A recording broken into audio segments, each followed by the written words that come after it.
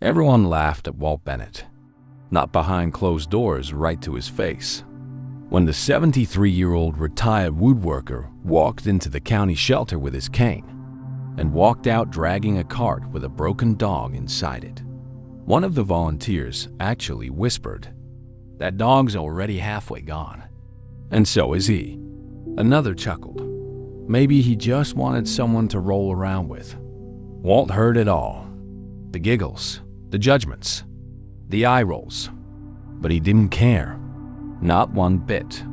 Because what no one knew, not the vet, not his neighbors, and certainly not the kids who called him Old Man Bennett at the gas station, was that Walt had buried both his wife and his son in the same winter.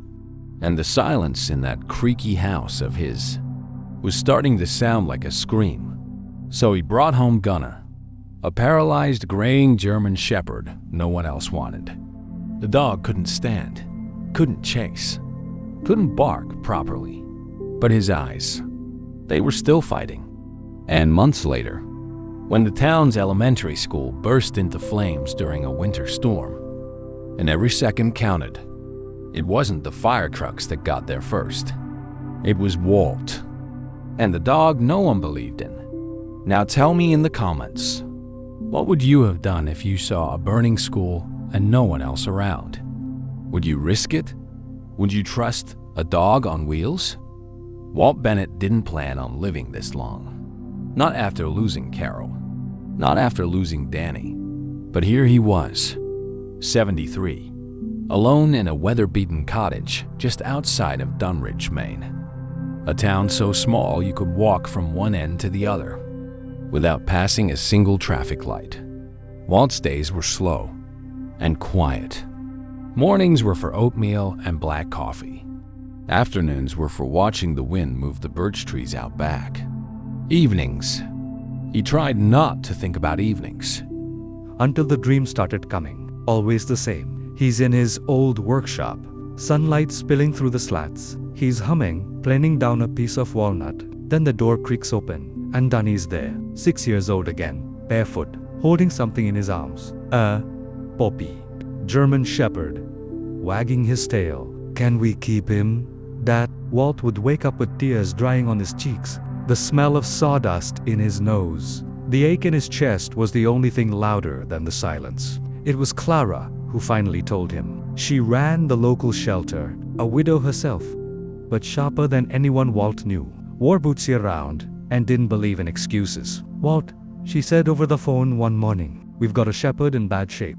Paralyzed, maybe spine trauma, maybe degenerative. He's on the list for Tuesday. Walt didn't ask what list. He just asked, does he have a name? No. Just came in yesterday.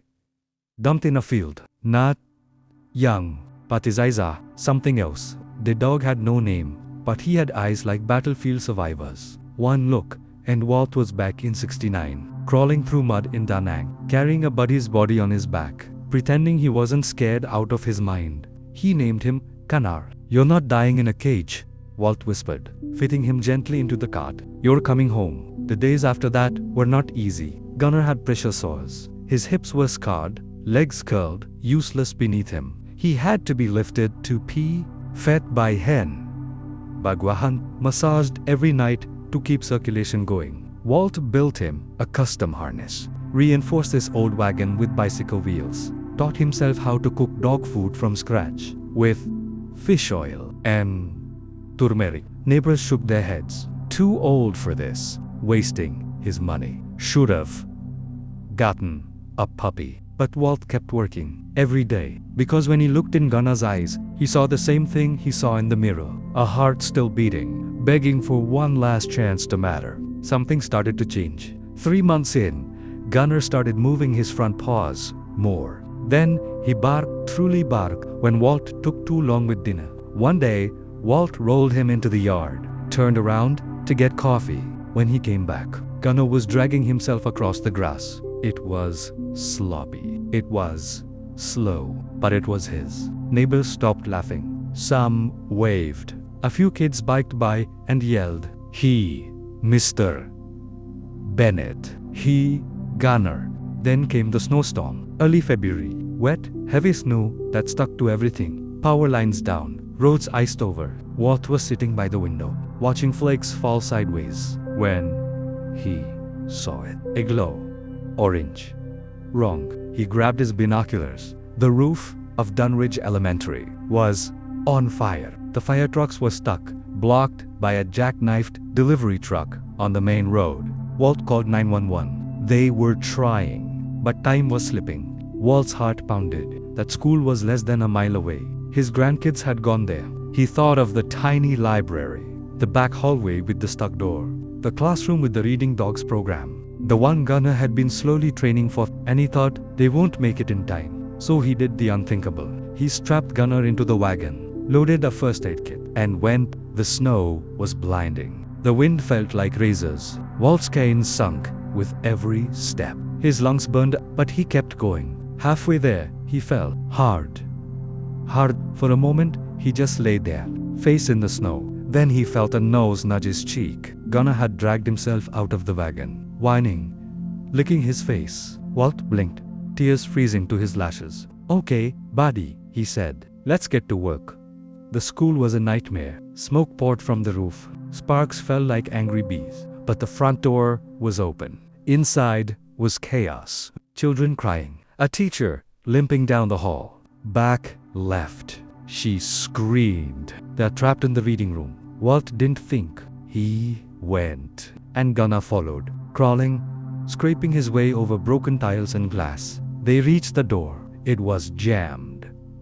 Walt tried, pulled, kicked. Nothing worked. Then Gunnar barked. Loud, fierce. From the other side, small hands started pounding. Walt felt something old and powerful rise in him. An echo of war and fire and survival. He rammed the door one more time. It cracked open. 4 children came stumbling out, coughing, crying. One had burned sleeves. Another carried a hamster cage. Walt guided them toward the exit, but the smoke was thickening. "Gunnar," he called. No answer. "Answer, Gunnar." A faint whine. He turned back, coughing, blind, and then, through the smoke, Gunnar, dragging something behind him. A 5th child, tiny, barely conscious, curled in a reading blanket. Gunnar had found her and pulled her out by her collar. Walt fell to his knees. "Good boy," he whispered, voice cracking. "Good boy." They made it out just as the ceiling gave way.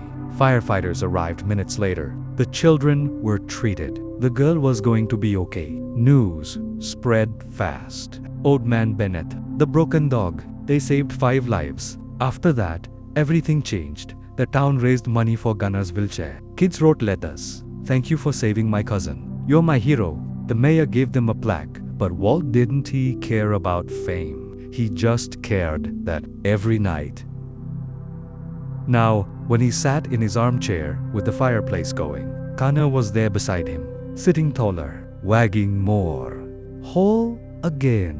Reporters came. Walt didn't like cameras, but he let them interview Gunnar. Someone made a short documentary. People from all over sent treats, cards, offers to sponsor his vet bills. Walt didn't need it, but he said, "Thank you." Anyway, one day, Clara came by. She stood at the fence, watching Gunnar sniff daffodils in the garden. "You know," she said, "he might not need the wagon much longer." Walt smiled. "I think he already doesn't." That night, Gunnar stood just for 3 seconds. But Walt counted everyone. By summer, Gunnar could walk 10 steps, then 20.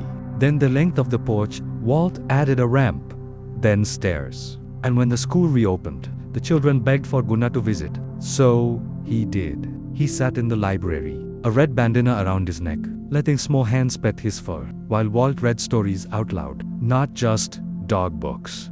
Books about hope, about heroes, about people who were counted out until they weren't. They still called him Old Man Bennett. But now, it meant something different. Every town has its legends. In Dunwich, it's the story of a man who wouldn't quit and the dog who wouldn't give up.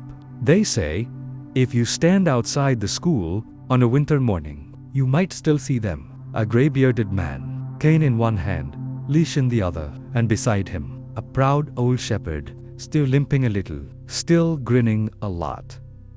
Guarding the children, like they were his own. They said he was too old. They said the dog was too broken. But together, they lit a fire no storm could ever put out. Now it's your turn. What second chance did you take when the world doubted you? Share your story in the comments. You never know who it might inspire.